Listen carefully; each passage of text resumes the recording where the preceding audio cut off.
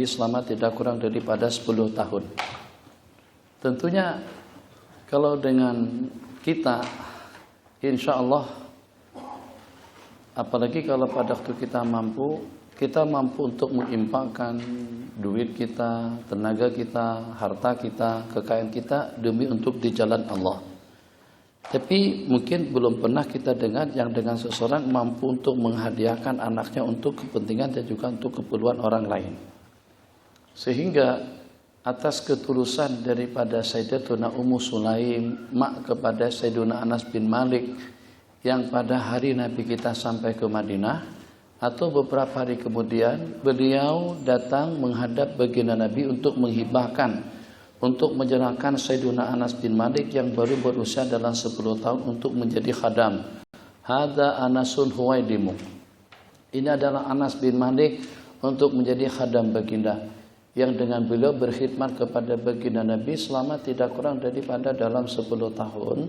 Jadi diantara daripada yang patut untuk kita kaji dan juga untuk kita amati bersama, dengan ketulusan daripada seorang ibu yang sangat memerlukan bantuan, tenaga dan pertolongan daripada anak, Anas bin Malik. Jadi kalau kita perhatikan bersama, Malik ternyata bercerai dengan Ummu Sulaim atau juga meninggalkan beliau, mungkin terpisah karena wafat atau juga terpisah karena bercerai. Sebab Ummu Sulaim ibu baginda Anas selepasnya kawin dengan Abu Talhah. Jadi maknanya yang namanya ibu tunggal itu sangat-sangat memerlukan keberadaan anak di samping untuk keperluan sehari-hari, tenaganya, kerjanya, duitnya, khidmahnya, layanannya. Itu sama sekali tidak dipikirkan oleh Ummu Sulaim. Yang penting macam mana dengan aku mampu untuk membantu baginda Nabi. Kalau aku tidak boleh dengan duit dan harta, maka aku akan serahkan anakku yang tercinta untuk menjadi pelayan kepada Sayyiduna Rasulullah sallallahu alaihi wasallam. Sering kita ceritakan kejadian ini, tapi ingin kita kongsikan selain daripada yang pernah kita katakan dahulu. Maka dengan Sayyiduna Anas bin Malik mendapatkan 4 macam doa daripada baginda sebagai keluhan terima kasih daripada Rasulullah. Nabi kita doakan, Allahumma atil umrahu, panjangkan umurnya, banyakkan duitnya, banyakkan anaknya, dan masukkanlah dia ke dalam surga. Jadi satu persatu daripada 4 perkara tadi itu telah dikabulkan oleh Allah Jalla wa'ala. Yang pertama, panjangkan umurnya. Sebab yang macam manapun, 2 dan 3, yang kedua dan yang ketiga, yang pertama panjangkan umurnya, banyakkan hartanya, banyakkan anaknya. 2 yang setelahnya itu tidak akan mungkin wujud kecuali kalau dengan umur yang panjang. Bagaimana kita boleh punya anak yang banyak? Bagaimana dengan kita boleh memiliki harta yang banyak kalau pada saat dengan umur tidak menunjang? Coba perhatikan. Masya Allah tabarakallah, dengan umur yang panjang sehingga usia beliau dikatakan lebih daripada 100 tahun, dengan anak yang ramai, jumlah bilangan putra putri beliau sudah tidak terhitung. Itu belum lagi dengan cicit, belum lagi dengan cucu dan cicit. Anak-anak beliau saja yang beliau kuburkan sewaktu dengan beliau masih hidup itu tidak kurang daripada 100 orang. Problem musibah kubra kalau pada waktu dengan kita punya anak ramai, keluarga banyak, tapi penghasilan tidak cukup dan juga tidak memadai. Jadi keserasiannya dari sana, dari mana dengan umur yang panjang tentu sebagai penunjang utama untuk kita mendapatkan penghasilan yang banyak, atau juga dengan duit yang banyak. Kemudian yang kedua dengan keluarga yang ramai. Nih kalau seumpama kita sekarang ini, kalau seandainya sampai ketinggalan salat berjamaah, itu dengan Sayyidina Anas tidak terlalu risau. Kenapa? Karena masih ada pasukan di belakang. Jadi bukan setakat 2, 3, 4 orang, sampai 2, 3, 400-an untuk jamaah yang kedua bersama beliau. Jadi Masya Allah tabarakallah, permintaan yang keempat, dan masukkanlah dia ke dalam surga. Coba tengok. Ini analisa. Kalau seandainya Ummu Sulaim tidak menghibahkan Sayyidina Anas bin Malik kepada baginda Nabi, beliau cuma hanya mendapatkan layanan daripada Sayyidina Anas macam-macam. Kira-kira kuat mana tenaga, kemampuan, khidmah, dan juga dengan layanan daripada Sayyidina Anas? Tidak lebih daripada sebatang kara saja. berkat menghibahkan, berkat menghidmahkan baginda kepada baginda Nabi, mendapatkan doa daripada baginda yang satu persatu memang betul-betul menguntungkan Ummu Salamah, Ummu Sulaim sendiri. Panjangkan umurnya. Nabi kita hanya mendapatkan layanan daripada Sayyidina Anas setakat 10 tahun saja. Mak beliau kalau usia 10 tahun khidmah kepada baginda, masih ada 80 tahun beliau khidmah kepada mak kandung beliau sendiri. Seakan-akan daripada Allah Jalla wa'ala ingin memperkatakan kepada Ummu Sulaim, ini atas jasa baikmu, ini atas pengorbananmu, ini atas kebaikan Anda, ini atas ketulusanmu. Bukan lagi kamu mendapatkan hikmat daripada anak tercinta dalam beberapa waktu, tapi justru berkat doa daripada baginda Sayyidina Anas jadi panjang umur. Maka dengan beliau berpeluang untuk berkhidmah, bakti, taat dan setia. Bukan setakat bakti saja, ini didikan. Didikan daripada manusia yang paling mulia, yang tidak ada tandingannya di dunia. Adabani Rabbi fa ahsana ta'dibi. Aku telah dididik oleh Allah Jalla wa'ala dengan pendidikan yang sempurna. Maka dengan Ummu Sulaim, untungnya daripada sudut mana? Mendapatkan layanan daripada anak yang bakti, anak yang setia, anak yang dididik, anak yang mendapatkan pencerahan, nasihat, panduan, bimbingan daripada Sayyiduna Rasulullah SAW. Kemudian yang kedua, kalau seandainya tidak mendapatkan doa semacam itu, Ummu Sulaim menyestakan mendapatkan layanan daripada satu orang saja. Sekarang kalau seandainya Ummu Sulaim, nak akan apa kira-kira? Putra putri Sayyidina Anas yang tidak terhitung di ratusan ramai. Kalau seandainya nak mandi misalnya tunjukkan nak berwudu, tinggal serah tangan macam tu saja. Serah muka, ada 30 untuk di muka, ada 30 untuk di tangan, ada 30 untuk di kepala, ada 30 yang memasak, ada 30 yang memijat, ada 30 yang mengurut. Oh, itu dia luar biasa. Panjangkan umurnya yang pertama, kemudian banyakkan anaknya yang kedua. Berapa? Mungkin barangkali kalau seandainya Sayyidina Anas selepas itu buat jadwal. Oke, ini Tuhan nak buat jadwal nih untuk khidmat kepada mak. Tiap malam 3 orang, oke? Setuju semuanya. Kalau tiap malam 3 orang, mungkin mereka itu tidak berpeluang untuk khidmat kepada Ummu Sulaim. Paling sekali dalam sebulan, mungkin sekali dalam 3 bulan. Kenapa? Karena ramainya anak cucu cicit daripada Sayyidina Anas yang telah mendapatkan doa barakat daripada Sayyidina Rasulullah SAW. Yang ketiga, oh kalau seandainya Ummu Sulaim itu kedekut, aku kan sudah jadi mak tunggal bahasa kita, sudah jadi mak ibu tunggal, lebih kurang aja, mak dengan ibu itu sama. Oh Allah, jangan itu dipermasalahkan pula. Aku kan jadi ibu tunggal, jadi sangat memerlukan keberadaan Monas. Kamu bantu aku, tolong aku, temanin aku. Keperluan-keperluan yang diperlukan ini bukan daripada warga yang kaya raya, warga yang tidak memiliki apa-apa. Masya Allah, tabarakallah, spekulasi memang betul-betul nekat. Ummu Sulaim menyerahkan baginda Anas bin Malik untuk menjadi khadam kepada Sayyidina Rasulullah SAW. Di saat ketika beliau sangat-sangat memerlukan layanan, bantuan, perhatian. Jadi agar dengan keperluan hidup itu dapat terpenuhi dengan baik, tenaga daripada Sayyidina Anas sangat diperlukan, waktunya sangat diperlukan, keberadaannya sangat diperlukan, tidak problem. Sebab ini adalah untuk urusan agama, tidak masalah. Ini sebab ini khidmah kepada Sayyiduna Rasulullah SAW.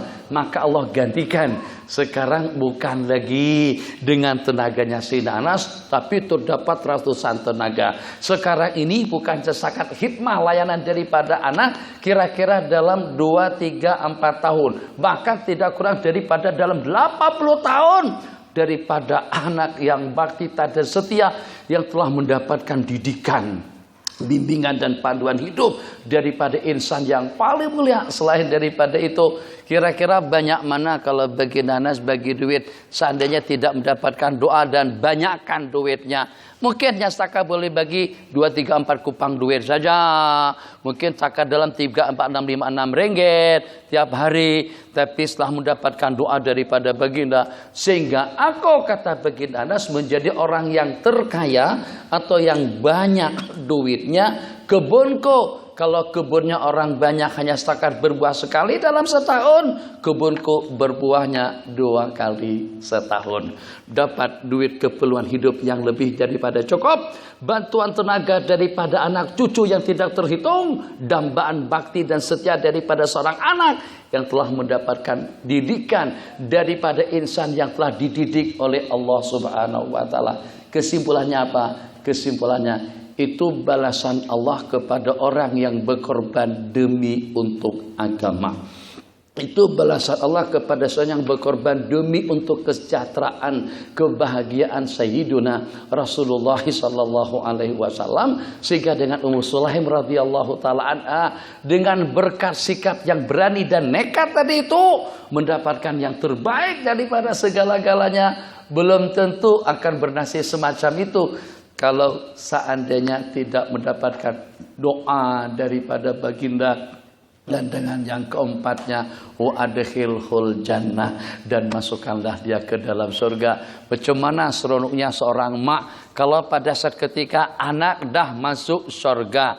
Kalau anak yang masuk berarti anak boleh syafaat kepada mak dia, kepada bapaknya, kepada keluarganya. Apalagi dengan seseorang yang seumpama Sayyiduna Anas bin Malik, lekat di mana baginda, layanan, bimbingan, nasihat, panduan di waktu Nabi kita makan, di waktu Nabi kita duduk, di waktu Nabi kita minum, di waktu Nabi kita berperang, dalam segala kegiatan aktivitas, dalam segala perilaku dan juga dengan gerak baginda Rasulullah sallallahu alaihi wasallam. Itu Sayyidina Anas ikut serta menyaksikan, memperhatikan dan juga ikut ke sana dan kemari dengan Sayyidina Rasulullah. Maka dengan tatapan pandangan yang mulia daripada baginda Nabi, senantiasa Nabi kita tengok, senantiasa Nabi kita nasihati, senantiasa Nabi kita bimbing. Itu diantara daripada imbasan nur nubuwah, atau diantara daripada kemuliaan yang didapatkan oleh baginda Anas dari sejumlah sekian ratus atau ribu para sahabat Nabi. Hanya dinukilkan dengan Sayyidina Anas bin Malik saja yang bermimpi bertemu Rasulullah tiap malam melihat bagi Nabi, itu adalah Sayyidina Anas bin Malik radhiyallahu ta'ala. Kenapa? Jelmaan mahabbah tadi itu. Senantiasa tengok orang, jikalau pada itu senantiasa tengok, itu nanti dia termimpi-mimpi. Kalau tuh kita dah subati dengan sesuatu, mesti terbawa-bawa dalam mimpi. Kadang-kadang kalau pada waktu kita memandu, terus kita tidur tengah jalan. Bukan tidur tengah jalan, tidur pinggir jalan. Tengah jalan bahaya. Jadi kadang-kadang pada masa kita berada tengah jalan tuh peranjat kita. Rasa-rasa seperti kita nak tertabrak apa? La ilaha illallah, terperanjat. Alhamdulillah, kita sedang parking, kita sedang berhenti di stasiun minyak. Jadi mimpi kita tadi itu mimpi ketabrak atau juga mimpi bahaya. Rupa-rupanya tidak lebih daripada setakat mimpi saja. Tengok, sebagaimana yang saya katakan tadi, Masya Allah, tabarakallah. Kalau setakat sekali dilihat oleh baginda sudah menjadi sahabat. Cumana kalau senantiasa Nabi kita tengok, Nabi kita perhatikan. Kadang-kadang Nabi kita panggil, ya bunaya, wahai anakku. Kepada siapa? Tidak ada hubungan keluarga dengan Sayyiduna Rasulullah. Hanya khidmat untuk agama semata-mata. Ternyata mendapatkan karunia dan kemuliaan yang seperti itu. Ini sekedar acuan dan juga sekedar panduan, dan insya Allah sedikit sebanyak kalau pada waktu dengan waktu kita untuk agama dan juga untuk kebaikan, sedikit sebanyak akan terimbas kita dengan kebaikan-kebaikan yang seperti itu. Kembali itu untuk Sayyidina Anas bin Malik radhiyallahu taala anhu, hadis yang kita riwayatkan luar biasa. Allah berfirman, keluarkan daripada api neraka seseorang yang pernah menyebut nama Allah, yang pernah mengingatku, ataupun juga yang pernah menakuti aku, bimakam dalam satu keadaan.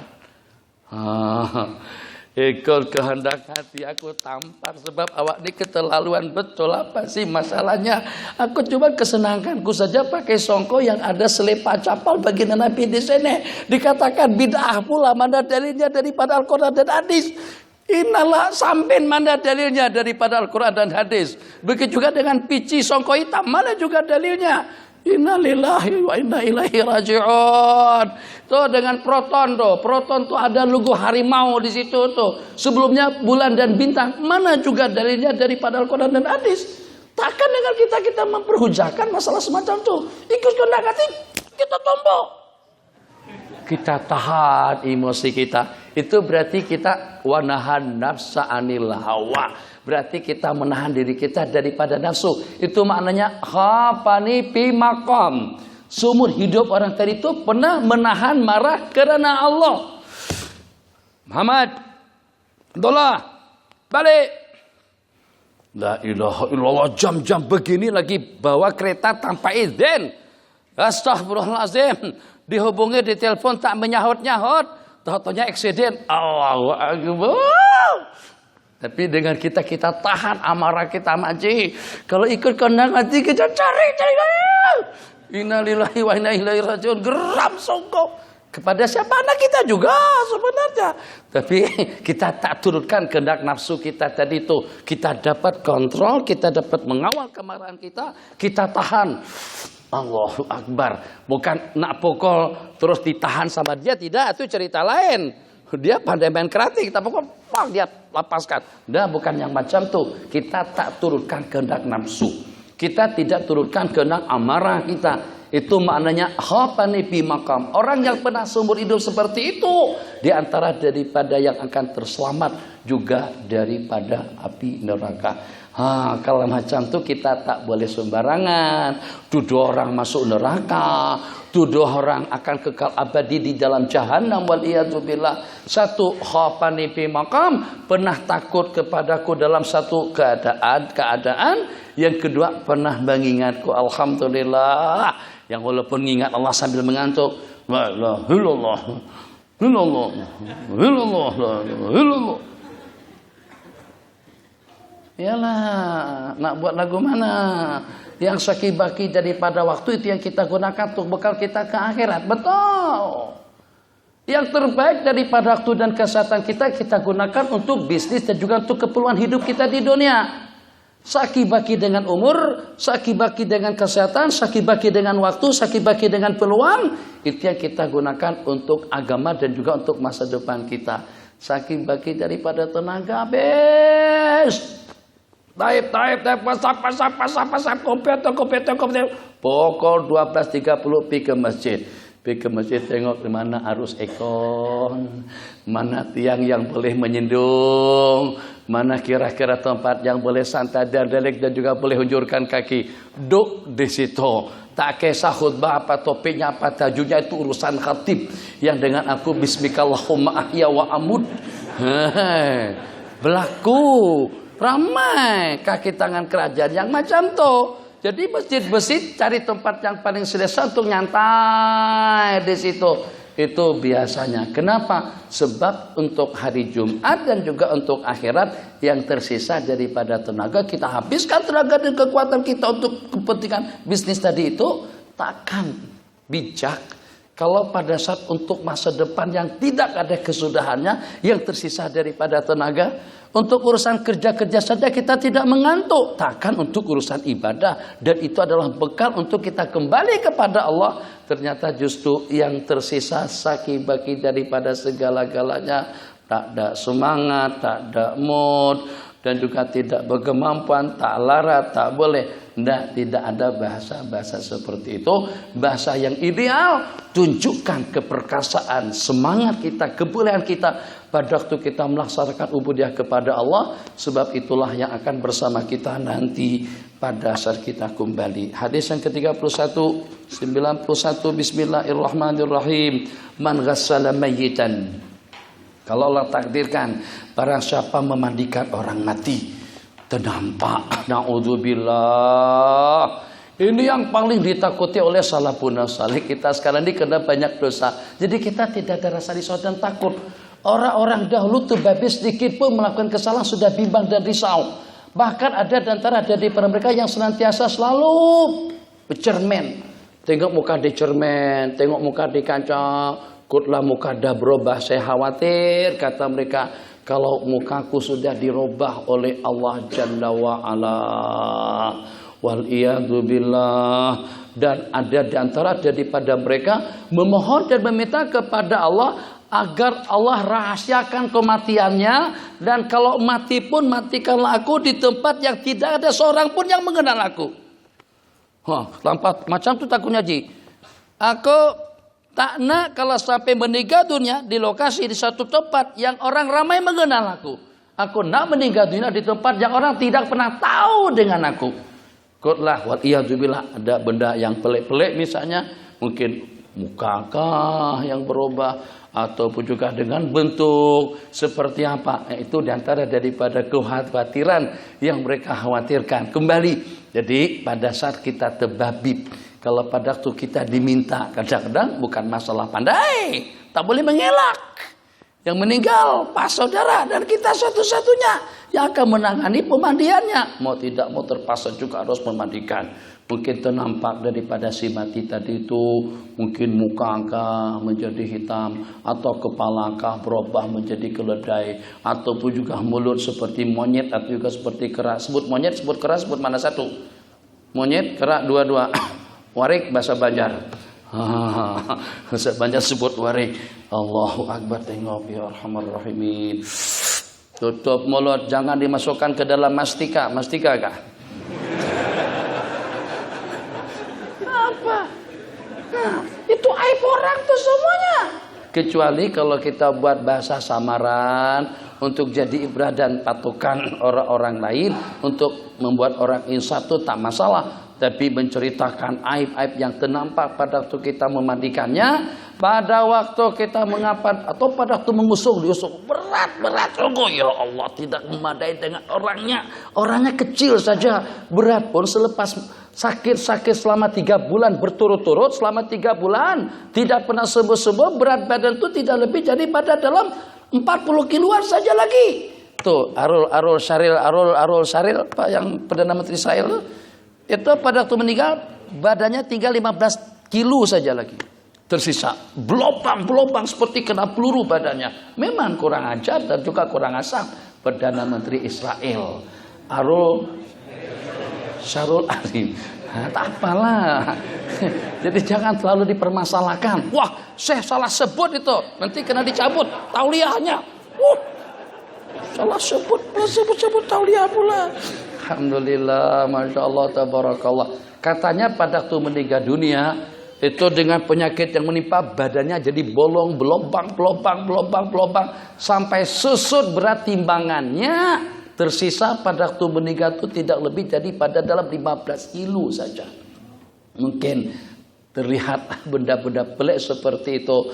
Maka dengan kewajiban kita sebagai seorang muslim, apa yang ternampak, kalau seandainya bau harum, senyum bukan ketawa. Kalau ketawa memang menakutkan.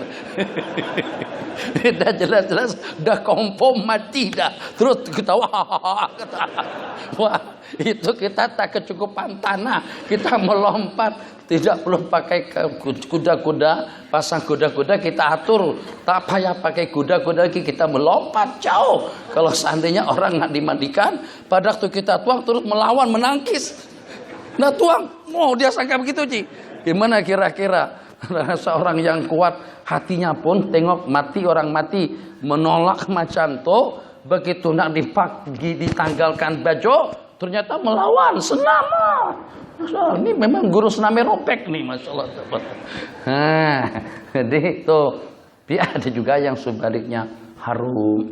Sayyiduna Rib'i bin Hirash itu pada waktu dimandikan, sepanjang dimandikan ceria, putih, bening, senyum seperti orang yang sehat, segar, bugar. Beliau yang bersumpah, aku tidak akan ketawa seumur hidupku selama aku belum mengetahui apakah aku daripada ahli syurga atau sebaliknya. Waliyadzubillah. Orang semakin dekat kepada Allah semakin takut, semakin dekat kepada Allah semakin risau, khususnya dengan penghujung. Jadi kalau yang cantik, yang elok, harum, wangi, ringan, ceritakan saja. Tapi kalau yang sebaliknya wajib kita tutup mulut dengan 1000 bahasa. Tidak boleh kita ceritakan dengan sesiapapun. Nabi kita bersabda, barang siapa memandikan orang mati, kemudian dia rahasiakannya, qala pakatama, maksud katama dia sembunyikan. Dia tidak mengeluarkan benda negatif yang dilihatnya, kecuman bau busuk. Muka berubah menjadi keledai, atau juga muka berubah menjadi hitam. Waliyadzubillah. Itu semuanya benda-benda yang mempermalukan. Akan Allah ampunkan 40 dosa kesalahan.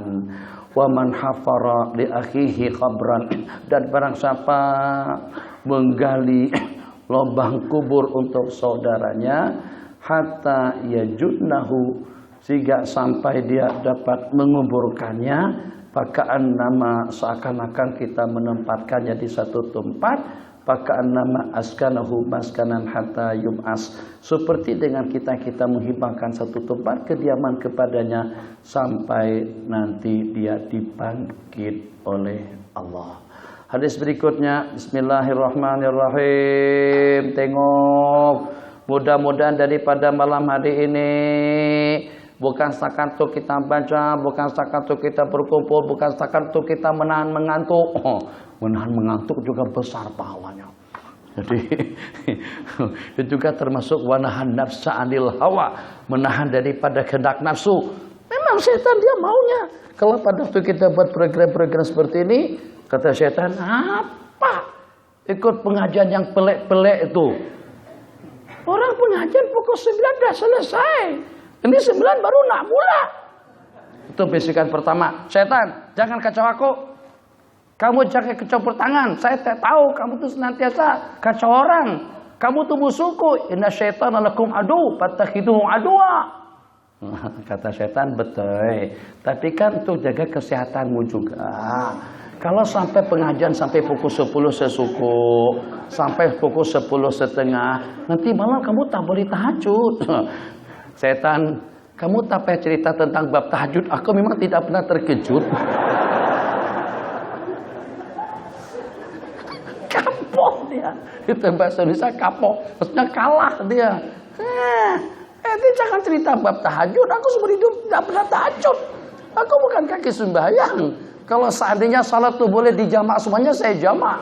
Kamu jangan macam-macam dengan aku. Akhirnya melalui jalur itu, setan tidak berhasil untuk menggoda dia. Kata setan, okelah kalau macam itu, tapi kena jaga kesehatan. Jangan terlalu tegang, santai-santai saja. Kalau pada tuh mata agak ngantuk-ngantuklah. Kalau sadar kaki lenguh, hunjurkanlah. Kalau sadar jadi saya masuk, jawablah. Itu setan yang menasihat, bukan saya. Saya cuma mengucapkan ucapan dia. Dia nak kacau kita, betul-betul setan tak selalu. Tengok kita bagi tumpuan. Tengok kita khusyuk di waktu sembahyang tu berzikir. Dia memang bersusah hati, stres dia. Kalau tengok ada orang sembahyangnya khusyuk, atau juga seketika berzikir dengan penuh tumpuan. Dia maunya seperti dia juga sekejap. Kalau boleh jangan ikut langsung. Kalau boleh jangan berzikir langsung. Nah, jadi kita lawan kehendak dia tadi itu termasuk wanahan nafsa. Mencegah hawa nafsu daripada keinginannya. Siapa tahu yang sesaat dengan pengajian kita di sini, yang biasanya kita Hindustan, Senami Robek, film-film Indon yang judulnya, tajunya cinta-cinta, banyak macam-macam jenis film. Pokoknya dari Indonesia itu semuanya ada. Untuk bawa orang ke surga ada, untuk bawa orang ke neraka pun juga banyak juga. Jadi hati-hati kena ditapih lah, kena ditapih. Semuanya ada, ilmu hitam ada, ilmu kuning ada, biru ada. Semuanya pun juga ada, lengkap, komplit, cukup. Masya Allah, tabarakallah. Dahulu, ini ulama salah macam ni. Nafsu. Semalam tu aku terpaksa turutkan kehendak kamu saat ketika kau ajak aku menonton. Sampai pukul 12, sampai habis film berkenaan baru kita tidur. Atau baru kamu tidur. Nah, besok malam ini kamu kena ikut aku. Ikut sayaku. Macam mana? Sama-sama kita bertahajud.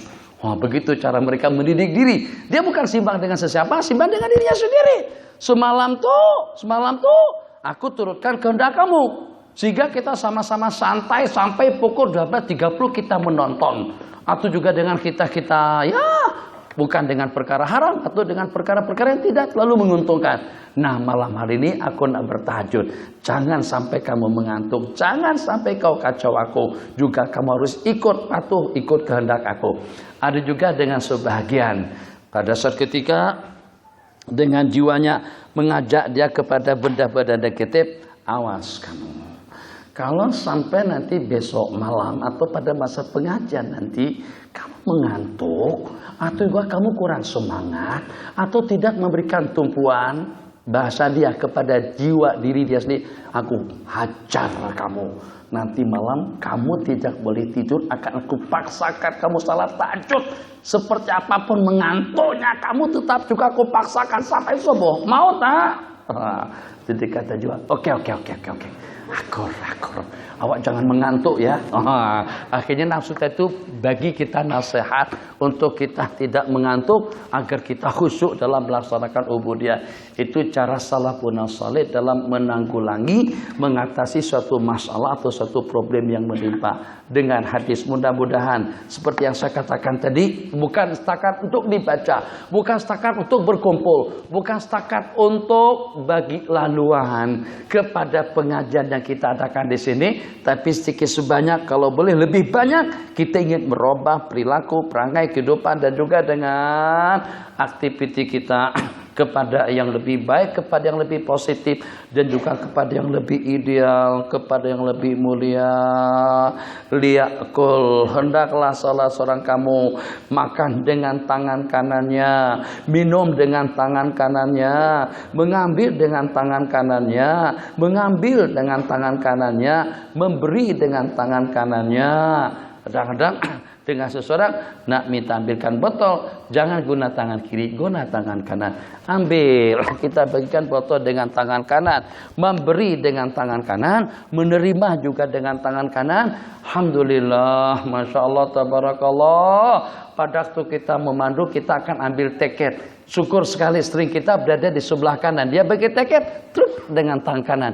Coba kalau seperti kita di Arab Saudi itu dengan stringnya sebelah kiri. Tapi untungnya mereka di sana, mereka boleh naik kereta dengan mendahulukan kaki kanan. Mungkin orang Jepun pernah belajar hadis mungkin barangkali pada waktu itu. Saya juga tidak tahu. Perasaan yang saya maksud. Ini kan kalau kereta kita, saya sebut seterannya sebelah kanan. Jadi kalau sebelah kanan, maka pada waktu kita buka pintu kereta yang awal masuk kaki kiri. Tapi kalau di Arab secara amnya Timur Tengah itu stringnya sebelah kiri. Sehingga pada saat buka kereta yang masuk awal kaki kanan. Mereka dapat pahala pada waktu mengendarai kereta mereka. Nah, itu kenapa kira-kira? Wallahu alam. Itulah tadi.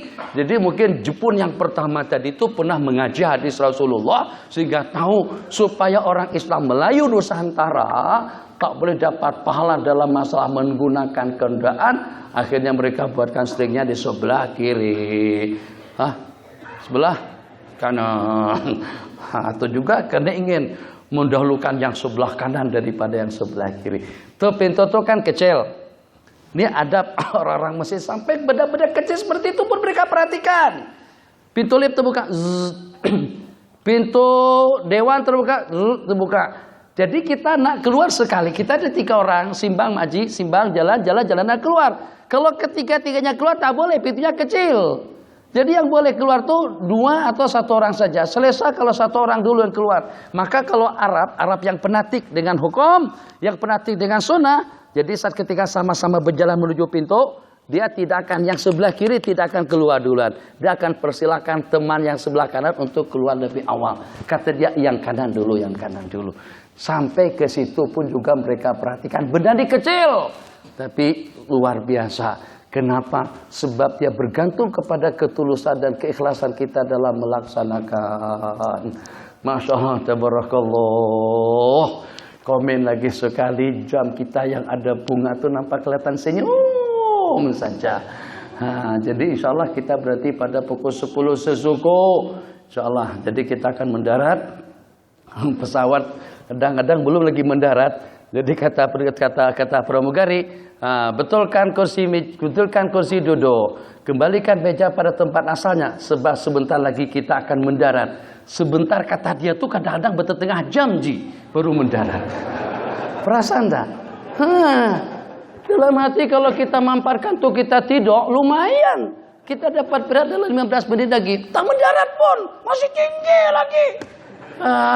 Pramugari ini penipu betul. Lagi tahu lah, kalau udah dekat mendarat, baru kita betulkan kursi, baru kita pasang tali kereta, baru kita kembalikan meja pada tempat asalnya. Ini tak, masih lama lagi baru mendarat.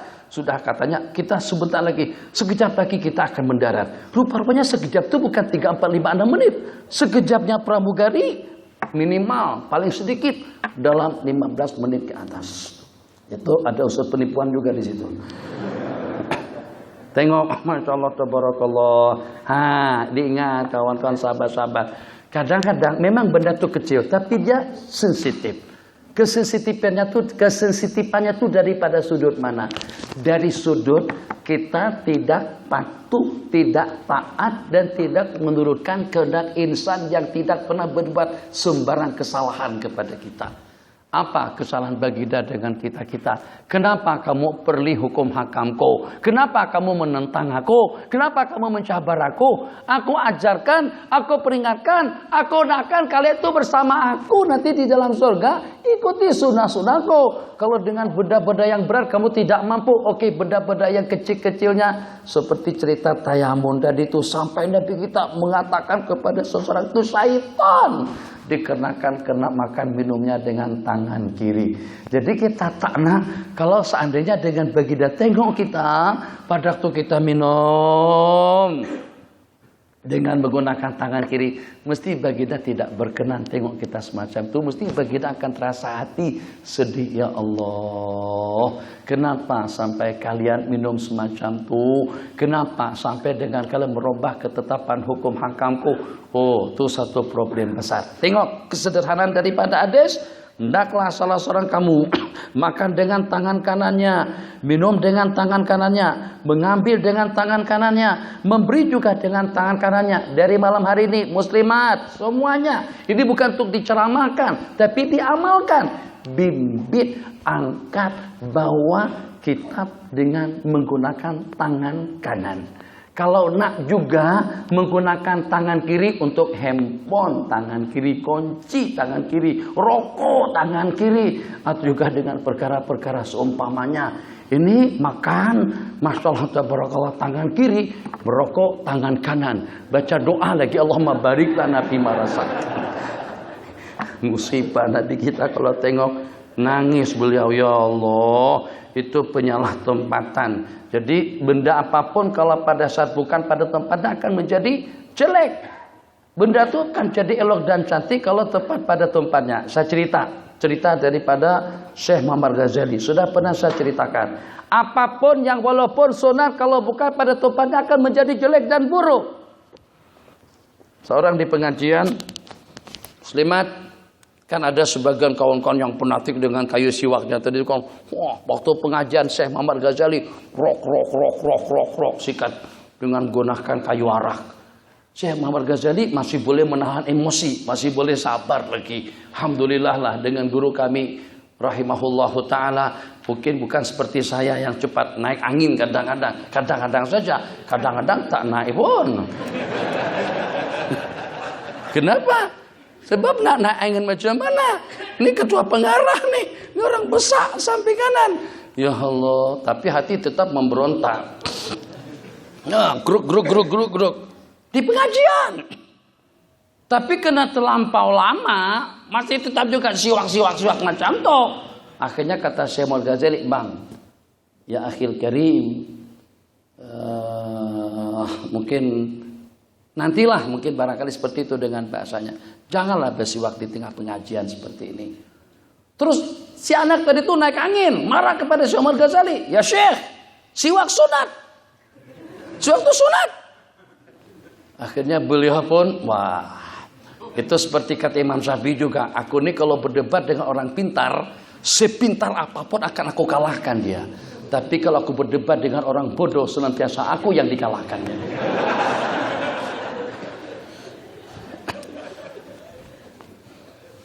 Akhirnya beliau senyap, tunduk kepala.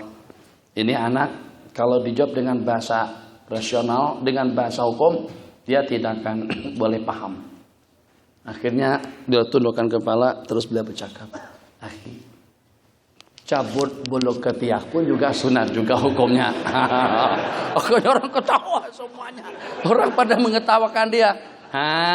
Kenapa? Tadi siwak itu sunat, tapi kalau bukan pada tempatnya tidak cantik. Macam itu juga cabut bulu ketiak pun juga hukumnya sunat. Tapi kalau sambil pengajian sambil tarik. Masih syukur lagi kalau bulu ketiak.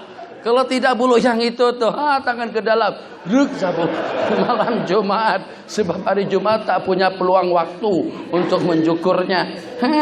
Tuh, siapa? Semuanya sepakat mengatakan cabut bulu ketiak, cukur bulu-buluan yang di situ pun juga hukumnya sunat. Tapi kalau tidak kena tempatnya, tidak kena waktunya, membuat sesuatu tadi itu jadi tidak cantik. Paham? Insya Allah. Coba tengok yang tersalah.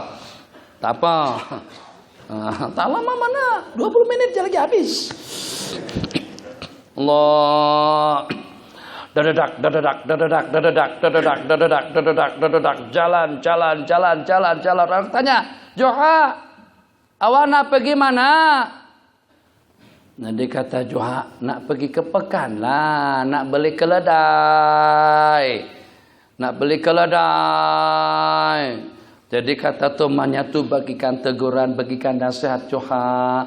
Jangan sampai kita kalau nak lakukan apapun itu kita secara pasti ucapkanlah insya Allah. Nak beli keledai insya Allah, cantik semacam tuh. Jadi jangan sampai dengan kita seperti pasti untuk melaksanakan sesuatu sedangkan kita tidak dapat memastikannya. Ucapkanlah insya Allah. Wah, insya Allah apaan lagi? Duitnya ada, pekannya ada, keledainya pun juga ada. Apa perlunya insya Allah? Insya Allah tuh kalau tidak pasti. Pasar udah mulai. Keledai memang banyak dijual. Duitnya ada dengan aku. Oke lah. Kalau sudah itu tadi debat dengan orang bodoh, susah dikalahkan. Akhirnya beliau tak komen apa-apa. Jalan Joha, jalan. Kalau jatuh kita sebut Abu Nawas. Saat ketika di pasar, di Pekan, datang pencuri, dia copet, dia curi duit Joha tadi itu. Hilang duitnya. Pak lama kemudian terjumpa dengan orang yang jumpa awal tadi itu. Dia pun tanyakan, Joha, mana keledainya? Tak jadi beli keledai kah? Jadi kata Joha menjawab, hilang duitnya insya Allah. Cantik kan jadi tak cantik kan insya Allah. Itu udah tak perlu insya Allah, sudah hilang dah. Sepatunya tadi sebelum beli itu insya Allah. Ini dah saat ketika duit dah hilang baru insya Allah. Itu sudah menyalah tempatkan kata-kata insya Allah. Tengok dengan hadisnya. Nabi kita bersabda, sesungguhnya syaitan saja yang makan dengan tangan kirinya, minum dengan tangan kirinya, memberi dan menerima juga dengan tangan kirinya. Jangan diremehkan perkara itu. Sebab Nabi kita tamsilkan orang yang makan minum, yang walaupun tu guru, yang walaupun tuan khatib, yang walaupun kiai, yang walaupun habib, Nabi kita perumpamakan orang yang makan minum dengan tangan kiri itu syaitan. Kalau seandainya yang kata kepada kita tuh syaitan, orang-orang seumpama kita mungkin tak terlalu terkesan sangat. Tapi kalau baginda yang katakan dia syaitan, itu kata-kata itu sangat-sangat tajam sekali. Jadi kita patuhi. Jadi jangan kita gunakan kiri kecuali untuk benda-benda yang kotor. Al-barakatu tanzilu wasatat ta'am. Nabi kita bersabda makanan itu keberkatan itu akan turun ke tengah-tengah makanan. Makanlah daripada samping menyamping dulang, wala ta'kulu, dan jangan makan daripada tengahannya.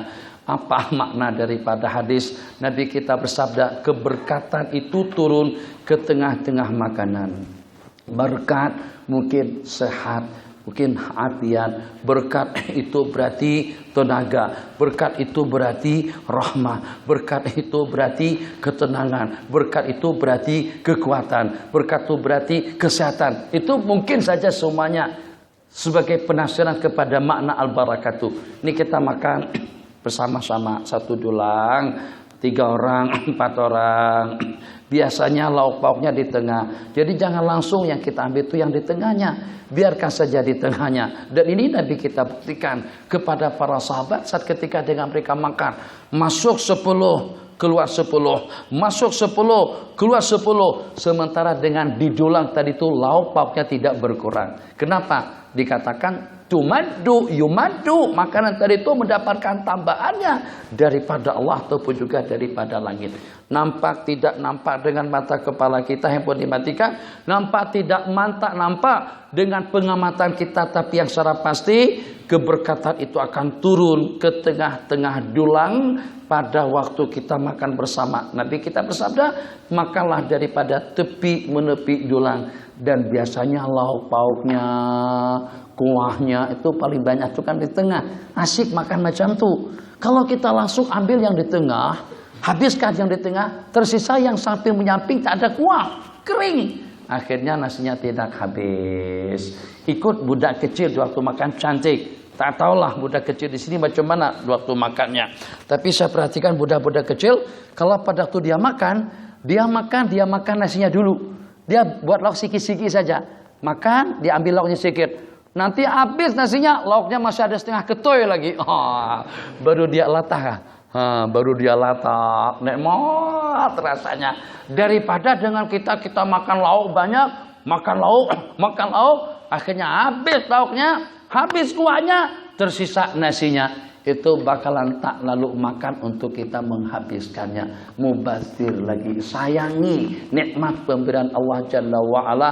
Kalau orang-orang tua kita dahulu mengatakan, ini orang-orang tua nih, nanti masuk WhatsApp sesat pula. Ini orang-orang tua yang kata, bukan saya, bukan hadis. Kata orang-orang tua, menangis nasi kalau tidak dikutip habis pada waktu kita memakannya. Itu mazhab orang-orang tua. Jadi kalau salahkan orang-orang tua. Jangan saya yang disalahkan. Wah, itu syekh merapu. Innalillahi wa inna ilaihi rajiun. Tidak cukupkah sudah disesatkan sama kalian? Tapi saya tersendarai urutan yang paling bawah, Haji. Tadi saya sudah simbang. Maksudnya saya ini sesatnya sedikit. Terusan Raja Ahmad. Yang besar-besar tuh sesatnya banyak tuh. Syekh Nazim, siapa-siapa, Habib Omar, urutan kedua. Saya hak bawah sekali. Maksudnya kata mereka, ini sesat juga tapi tak banyak, mana sikit saja sesat. Kurang asam nih, tak ada kerjaan langsung. Tak ada kerjaan. Seandainya mereka mau saja hadir sekali saja majelis Habib Omar, dengar penyampaian beliau, yang kadang-kadang kita tahu hadisnya, kita tahu ayatnya, tapi ulasan beliau itu memang sepertinya datang pada saat ketika itu. Apalagi yang mengamati, memahami ada zauk bahasa Arab. Memang aneh betul. Pada masa kami di Multaka ada kira-kira dalam 200-an ulama Indonesia, dan beliau mampu untuk menyatu padukan ulama Indonesia antara habaib dengan kiai-kiai tutu guru sesepuh. Itu satu anugerah yang Allah bagikan kepada Habib Omar. Tahu-taunya yang ilmunya mungkin barangkali tidak lebih daripada kelingking beliau, mengatakan beliau sesat. Itu sepatutnya malulah, tahu dirilah. Ini Masya Allah, tabarakallah. Ilmu beliau bukan cuma nyastakan di Malaysia, tapi sudah tersebar di seluruh dunia dan mendapatkan perhatian, tumpuan, istijabah daripada dunia Arab secara khusus. Takkan tidak ada ulama di tanah suci Mekah dan Madinah. Takkan tidak ada ulama di Timur Tengah. Gudang ulama di sana yang hafal Quran tidak terhitung. Semuanya mengakui dengan keilmuan daripada Habib Omar. Yang berbicara tentang kesesatan beliau tadi itu pertama tidak banyak membaca, tidak banyak tahu tentang dunia luar, dan tidak pernah tahu dan tidak pernah berjumpa atau tidak pernah melutut di depan kiai atau juga di depan ulama untuk belajar adab, untuk belajar ilmu. Ilmu bukan seperti itu. Ilmu bukan dari bacaan. Ilmu kalau tidak untuk apa baginda Nabi duduk melutut di depan malaikat Jibril alaihi salam. Sebab saat ketika malaikat Jibril turun untuk menyampaikan wahyu yang diajarkan, duduk depan guru macam mana, cara talaki macam mana, cara mengaji macam mana, cara belajar macam mana. Kan dalam dunia Bluetooth pun mungkin saja Allah Bluetoothkan Al-Quran itu ke dalam dada baginda Nabi. Udah masuk dalam Quran. Untuk apa ulang kali bolak-balik 23 tahun lamanya. Supaya Nabi kita dapat melihat macam mana peradaban malaikat Jibril alaihissalam di hadapan baginda. Supaya nanti dengan baginda pun juga mampu untuk mendidik para sahabat. Dan juga dengan generasi yang selanjutnya yang namanya adab. Kata ulama, al-adabu qabla kulli syai'. Peradaban itu sebelum daripada segala-galanya. Al-adabu qabla al-ilm. Adabnya dulu baru dengan ilmunya. Kenapa? Sebab kalau peradabannya tidak ada, hormat ta'zimnya pun juga tidak ada, sewenang-wenangnya saja untuk membantai, menyalahkan, menyesatkan dan mentabdi. Itu keberkatan ilmu, keberkatan Al-Quran dan hadis tidak akan menjelma, tidak akan sampai kepada mereka. Makanya mereka senantiasa kurang asam saja. Dengan siapapun mereka bantai, dengan siapapun mereka salahkan, dengan siapapun mereka perli. Sudah tidak pilih-pilah, semuanya secara global dikatakan sesat wal iyadu billah. Dan itu bukan satu hal yang pelik. Sejak daripada dahulu kumpulan-kumpulan itu memang seperti itu. Suluknya tidak ada, adabnya pun juga tidak ada. Tengok yang di Penang pada saat ketika mengomentari tentang ya anana, ya hanana, ataupun juga tentang tasawuf macam mana komen dia. Sangat-sangat kotor sekali. Kotor seperti ayak acak. Tadi astagfirullahaladzim. Ulama kita dulu peradaban mereka sangat-sangat tinggi sekali. Ada dengan salah seorang murid dididik oleh Imam Malik, diajari adab selama tidak kurang daripada dalam 18 tahun. 20 tahun mengaji, 18 tahun itu bab adab saja yang beliau ajarkan. Ilmunya setakat 2 tahun saja. Tapi selepas Imam Malik meninggal dunia, kesan daripada peradaban yang tinggi, orang yang beradab tinggi akan senantiasa mendapatkan kedudukan yang tinggi di sisi Allah Jalla wa'ala. Jadi kata sang murid tadi itu, setelah Imam Malik sudah tidak ada, seronoknya kalau 20 tahun aku mengaji dengan Imam Malik hanya bab-bab adab saja yang diajarkan kepadaku. Sebab kenapa? Yang walaupun sedikit dengan ilmunya, sedikit dengan pengalamannya, tapi dengan peradaban yang baik, itu akan membawa keberkatan dunia dan akhirat. Alhamdulillah, bismillahirrahmanirrahim. Hadis yang berikutnya kita berhenti pada hadis yang kesekian. Supaya samar-samar. Sebab kalau sebut, wah, kalau 100 bila Nabi lama lagi. Satu hadis pun panjang syarahnya bertetengah jam. Bisikan hati. Kata syaitan, lenguh aku kalau macam ni. Qala bismillahirrahmanirrahim. Jadi kesimpulannya saja, makan dengan dulang tadi itu seperti itu cara makannya. Berikutnya, anna Rasulullah sallallahu alaihi wasallam amara bil akil asabi wasabha.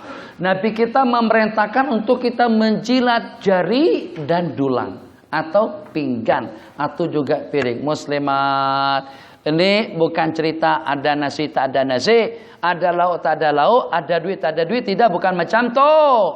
Ini sebagai tanda terima kasih kita kepada Allah, sebagai tanda sayang kita kepada nikmat, sebagai tanda hormat kita dan takzim kita kepada Sayyiduna Rasulullah Sallallahu Alaihi Wasallam.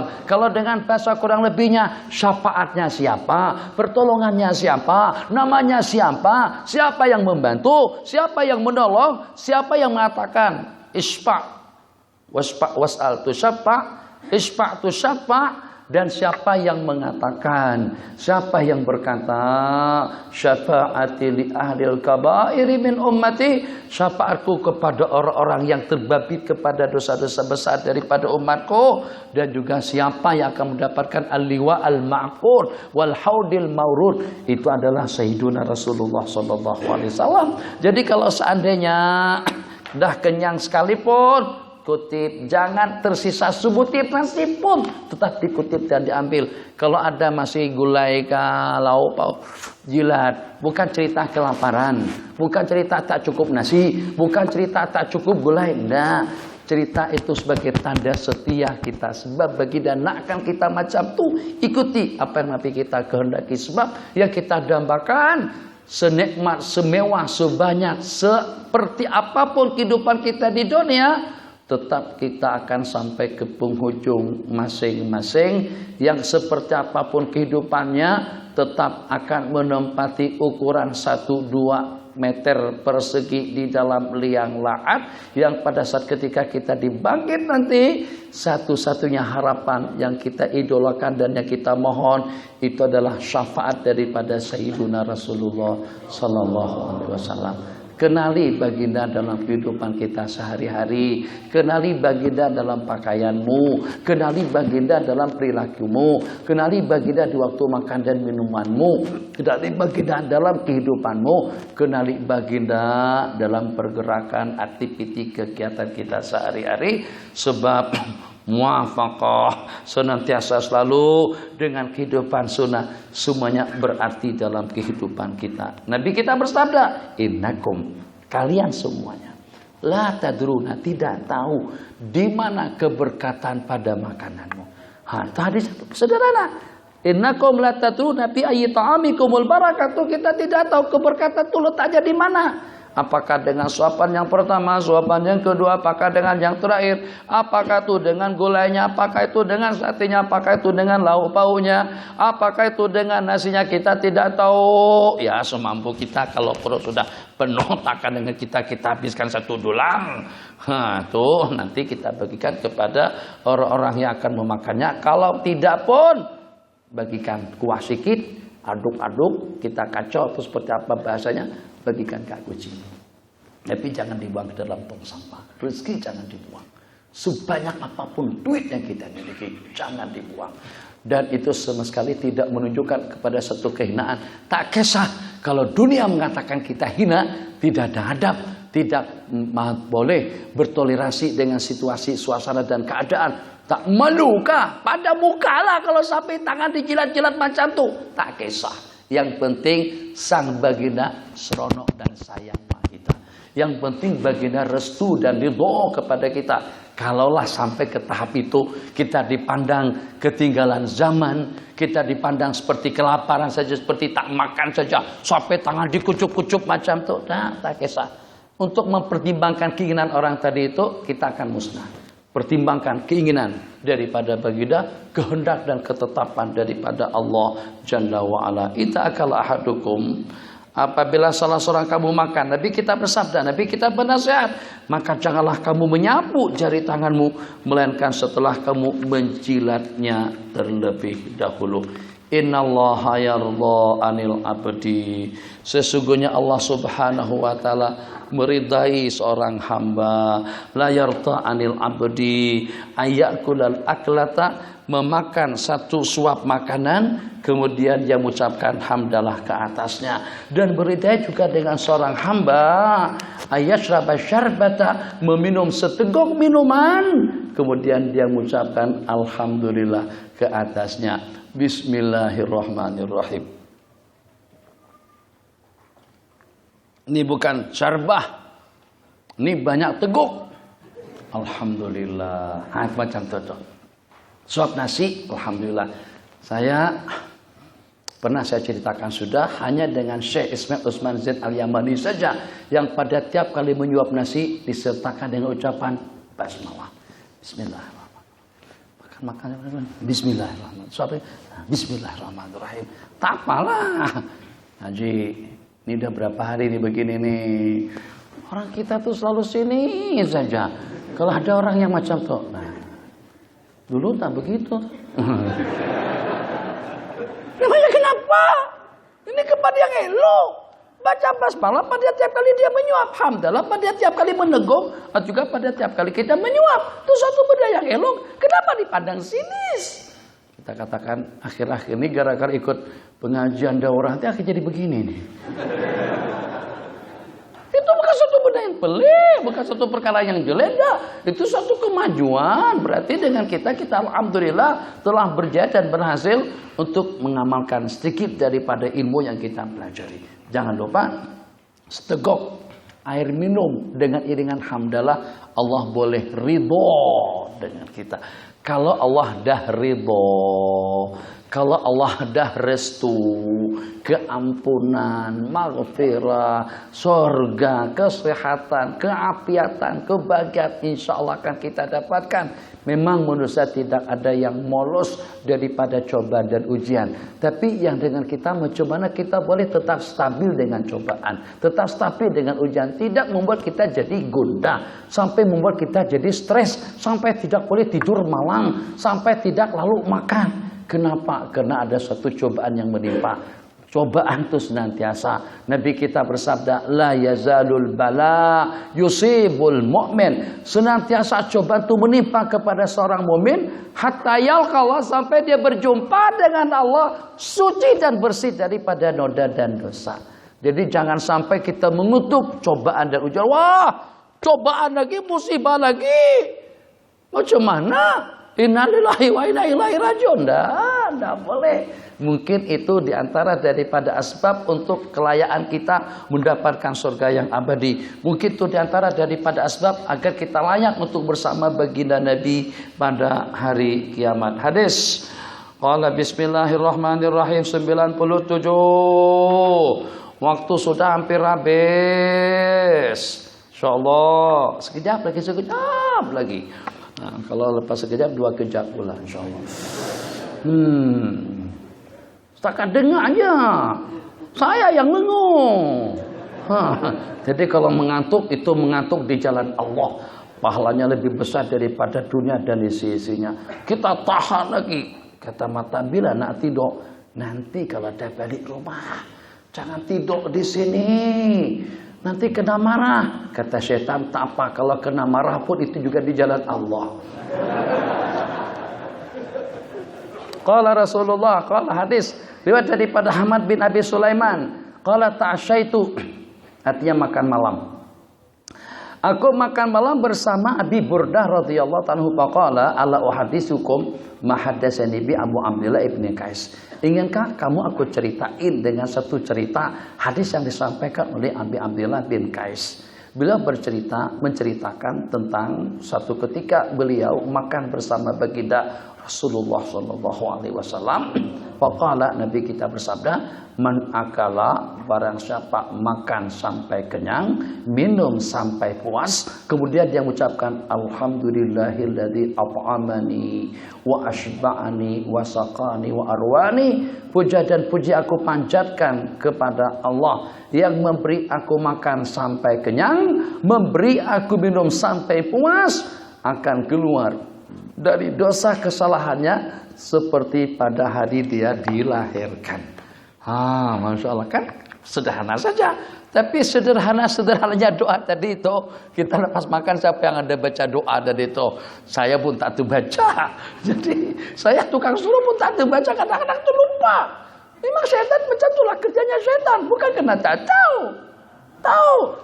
Anak-anak muslimin muslimat, jangan minum tangan kiri ya. Yang minum tangan kiri itu syaitan. Oke, Ipin syaitan. Terus lepas ngajar budak-budak tadi itu, Cigo minum tangan kiri. Jadi kata anak-anak, syaitan. Terus Terus seperti Syekh Maulana Mustaqim, ini cerita daripada kawan-kawan. Jadi kata Ustaz Abdullah dari Seremban, katanya Syekh Maulana Mustaqim saya memang pernah tengok beliau kalau dengar bunyi handphone berbunyi di majelis pada saat beliau menyampaikan bayan, ratusan ribu manusia itu tidak teragak-agak untuk menyebut setan, kata beliau. Tuh orang banyak muslimat di Tumboro kira-kira dalam 70-an ribu yang hadir. Saat ketika itu kedengaran bunyi handphone, kata beliau, syaitan. Allah, luar biasa. Kadang-kadang pernah juga pada masa pengajian di sana, kalau tidak salah Habib Umar pernah datang ke Tumboro, yang pada saat ketika itu ada timbalan presiden itu pada wakil presiden, sana sebut wakil presiden. Pada waktu itu masih dengan Yusuf Kala. Loh, jadi katanya pada suatu ketika Syekh Maulana Mustaqim tadi itu lagi asik-asik menyampaikan bayan, ceramah, terus berbunyi handphone daripada poket beliau. Handphone berbunyi, apa kata beliau? Syaitan masuk ke dalam poketku.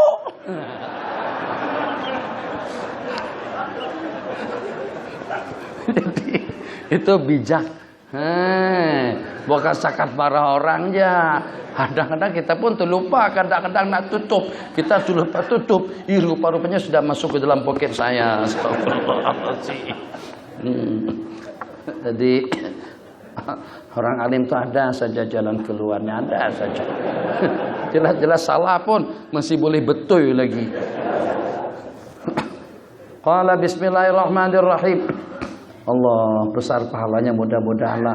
Jadi kalau macam tuh tak salah lah kalau seandainya saya tengok di Kedah, di Sungai Petani tempat Dr. Ilyas di. Jadi tulisan baca doa makan dan baca selepas makan tuh di atas meja. Jadi dia tulis terus ditutup dengan plastik secara terhormat lah. Mungkin dengan kita boleh juga kita tulis yang semacam itu mungkin di tatapan pandangan mata kita, sehingga pada waktu kita makan dengan keluarga ingat bacaan pada waktu kita makan dan juga ingat bacanya pada waktu kita selesai. Alhamdulillahilladzi at'amana wa saqana min ghairi haulin minna wala quwwah. Atau alhamdulillah saja kalau tak hafal yang panjang itu. Baca alhamdulillah cukup. Bismillahnya, bismillah. Sambungannya tidak hafal. Doa yang panjang itu. Sebab ada orang yang hafalannya lemah. Jadi lepas doa makan macam mana? Baca alhamdulillah. Takkan sampai mengucapkan alhamdulillah pun juga tidak hafal. Kalau sampai hamdah pun juga tidak hafal, tak payah hidup. Siapa yang diam dia akan selamat. Siapa yang berdiam dia akan selamat. Nabi kita bersabda, man somata najah. Jadi kan serangan Salafi Kawabil itu karena kita cakap Ki. Coba kalau kita senyap ya, mereka takkan boleh komen macam-macam. Dulu tapi hijrah kenapa dihijrahkan dari sana? Karena cakap lah. Coba kalau jangan bercakap, kita tuh sami'na wa ta'na saja. Orang kata khairil maghdubi alaihim belakang amin saja. Betul amin, salah amin juga. Jangan pernah sekali-kali mengucapkan subhanallah. Kalau kita tegur. Kalau kita tegur orang, kalau kita bercakap, nah disitulah. Jadi yang memastikan posisi kedudukan seseorang, tinggi rendahnya, besar kecilnya, mampu atau tidaknya, itu kalau pada waktu kita bercakap. Jadi ada pernah satu cerita, Imam Abu Hanifah, kadang-kadang kan tuh guru kita kadang-kadang macam itu juga. Kadang-kadang masa besar aja, kalau sampai sejam 2 jam itu kan lengoh juga. Jadi beliau pun duduk santai macam itu. Ya, naklah juga mungkin betul-betul kaki itu macam mana besyarah. Saya besyarah santai, karena ada kelamaan nih. Mungkin sambil mengusap-usap ngurut kaki macam itu. Jadi di saat tengah-tengah pengajian tadi itu sedang berlangsung, tiba-tiba datang seorang laki-laki wibawa, pengaruh, jubahnya, sorbannya, pakaiannya serba menakjubkan. Masya Allah, tabarakallah, luar biasa. Maka Imam Abu Hanifah tadi pun duduk tegak, lurus, hormat, sopan, santun di hadapan yang datang tadi itu. Kenapa? Karena pakaian orang tadi itu nampak seperti ulama besar, seperti orang hebat. Jadi karena melihat wibawa dan pengaruh daripada orang tadi itu, Imam Abu Hanifah pun duduk hormat, sopan, santun di depan yang datang tadi itu. Beliau teruskan pengajian diulas. Di antara daripada ulasan pembicaraan yang dibicarakan pada siang hari itu atau pada waktu itu, beliau mengatakan sesungguhnya puasa itu bermula daripada terbit fajar sampai terbenam matahari.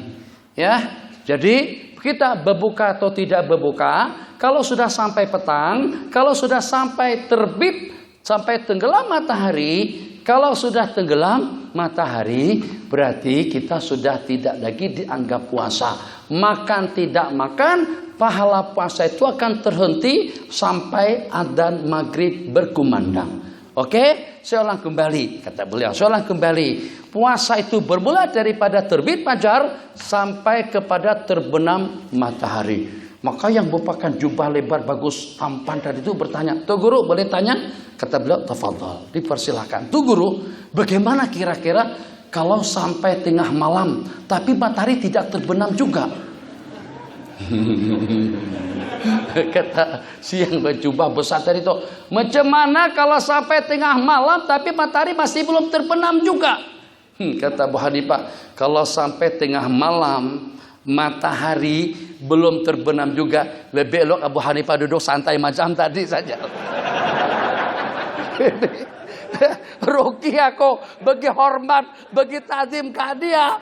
Contohnya pertanyaannya macam itu, macam mana boleh tengah malam kalau matahari belum terbenam lagi? Logiknya macam mana? Takkan mungkin datang tengah malam kalau matahari belum terbenam. Mesti matahari tenggelam dulu, baru boleh datang tengah malam. Tapi macam itu pertanyaannya. Jadi maksud beliau, kalau seandainya matahari tak terbenam, melainkan selepas tengah malam, lebih elok aku duduk santai macam tadi. Beliau hunjurkan lagi kaki beliau. Rugi aku bagi hormat kepada kamu. Jadi ketahuan orang tadi itu jahil. Dari mana? Daripada pertanyaannya. Makanya itu nanti kita bersabda, orang yang diam itu akan selamat. Maksudnya orang tidak boleh menebak kita. Paham bahasa menebak? Tidak boleh mereka kita, menduga kita itu macam mana, kecuali kalau pada waktu kita berucap. Tapi macam manapun, yang senyap dan diam akan selamat. Man somata najat. Tapi jangan sampai jadi syaitan akhras, syaitan bisu itu macam mana, yang diam diri, yang senyap daripada kebenaran. Nabi kita bersabda, seseorang yang pengen selamat, falyazami samta, hendaklah mengekalkan diri dengan berdiam diri. Hadis yang ke-101 kita berakhir pada hadis yang ke-101, yang berikutnya panjang. La yara mu'minun min akhihi. Tidak ada daripada seorang mukmin yang melihat aurah, benda aib, benda jelek, benda buruk daripada saudaranya. Dikira Masya Allah, tabarakallah, teman kita tadi itu mungkin pada masa kita pergi ke tandas, misal saja pada masa kita pergi ke tandas, rupa-rupanya pergi ke tandas tadi itu untuk merokok di situ.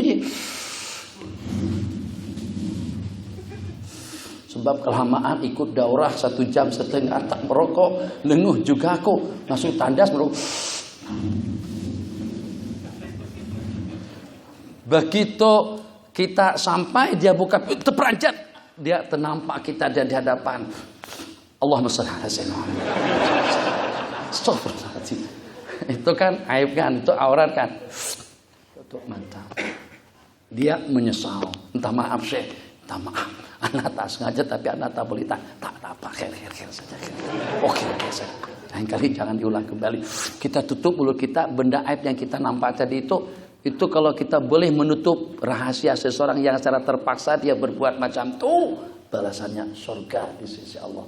Kan? Jadi jangan pelik. Saya sudah ceritakan dari awal. Ini benda-benda kecil tapi balasannya besar. Jadi saya baca beberapa buku kitab dari Ansar sampai habis, saya kumpulkan hadis-hadis yang semacam ini. Ya, tak kisahlah, ada hadis yang sahih, ada juga yang hasan, ada juga yang hadisnya lemah. Sebab kita bukan berbicara tentang hukum hakam, yang kita bicarakan sekarang tentang fadail, tentang fadilat itu dan ini. Cuma hadisnya, barang siapa melihat suatu aurat, maksudnya suatu keaiban daripada saudaranya, kemudian dia sembunyikan, melainkan Allah akan menganugerahkan, akan memasukkannya ke dalam surga. Hadis yang terakhir, riwayat daripada Sayyiduna Dukhain ibn Abil Haytham, Dukhain Abil Haytham, Katib Uqbah bin Amir, sahabat Nabi yang berkubur di Mesir. Qultu li Uqbah ibn Amir, aku berkata kepada Uqbah bin Amir, saya ini mempunyai tetangga yang minum arak, malam-malam mabuk, tengah malam teler, bahasa sana teler, mabuk. Wa anada'in lahum asyurata liya'khuduhum, saya nak laporkan ke balai polis agar mereka tangkap dia. Tengok, ini sekretaris setiausaha Sayyiduna Uqbah bin Amir berkata kepada Sayyidina Uqbah, saya ada tetangga yang malam-malam minum arak, saya nak panggil polis untuk tangkap dia, nak laporkan sama Maiz. Sama Maiz kan, Muiz kan yang tukang tangkap orang itu. Nah, saya nak laporkan kepada mereka. Qala ini da'in, aku akan panggilkan surat, artinya polis untuk menangkap mereka. Jadi kata Sayyidina Uqbah, waihak, celaka ente, jangan, la tafal. Aku pernah mendengar Nabi kita bersabda dalam sebuah hadis, man sawratara, barang siapa menutupi aurat, aib seorang muslim, seakan-akan menghidupkan bayi yang dikuburkan hidup-hidup. Ka'annama ahya mau'udatan fi qabriha, seperti dengan kita menghidupkan kembali kanak-kanak atau anak perempuan yang dikuburkan hidup-hidup. Maksudnya daripada hadis ini, seperti apa nilainya, seperti apa genjarannya orang yang mampu untuk menghidupkan orang yang sudah mati, macam itu juga pahala orang yang menutup aib daripada seseorang. Kita datangin, kita nasihati, jangan lagi begitu, khamar tidak boleh, itu satu perkara terlarang, itu satu perkara yang tidak betul. Jadi kita nasihati secara berdua-duaan. Kalau dengan orang tadi itu berbuat kemaksiatan pun juga secara sembunyi. Tapi kalau dia berbuat maksiat seperti artis, seperti atlet, itu di khalayak orang ramai buka aurat, kalau ada yang menyebutnya itu bukan riba. Kenapa? Sebab riba itu menyebut sesuatu yang mempermalukan. Itu juga mempermalukannya. Tapi benda yang mempermalukan tadi itu dikerjakan di khalayak orang ramai. Pembicaraan yang kita bicarakan sekarang, kita tahu tentang aib seseorang yang secara tersembunyi. Nah, itu kita tidak boleh. Apalagi kalau sampai masuk dalam media massa, masukkan ke dalam koran atau dalam akhbar. Inna lillahi wa inna ilaihi raji'un. Kalau ada yang kerja sebagai wartawan, kena pilih-pilah berita yang mana yang patut untuk dikhabarkan, yang patut untuk dimuat, untuk jadi tatapan dan bacaan orang ramai. Sebab orang yang membuncing benda-benda rahasia daripada orang lain, tatabba'allahu aurat, Allah akan membuncing aib-aibnya, sehingga Allah permalukan dia daripada liang rumah dia sendiri. 10:30. Wabillahi taufik wa sallallahu ala sayyidina Muhammad wa ala alihi wa sahbihi wasallam. Untuk malam ini tidak ada pertanyaan dulu. Mungkinlah nanti pada pertemuan besok hari, insyaallah kita sambung pada hadis yang ke-102. Wa sallallahu ala sayyidina Muhammad wa ala alihi wa sahbihi wasallam. Rabbana atina fid dunya hasanah fil akhirati hasanah wa qina adzabannar. Ikhtim lana bi kamalil iman ya azizu ya ghaffar ya arhamar rahimin. Wa sallallahu ala sayyidina Muhammad wa ala alihi wa sahbihi ajmain. Amin walhamdulillahi rabbil alamin. Bismikallahumma ahya wa amut. Nah, lupa baca doa tidur.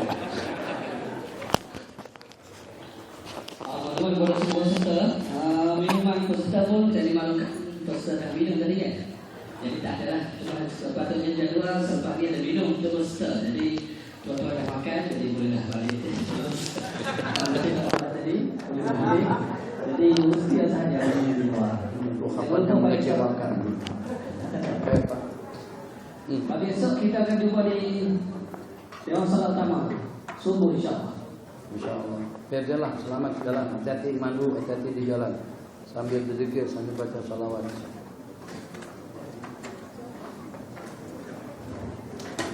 Alhamdulillah.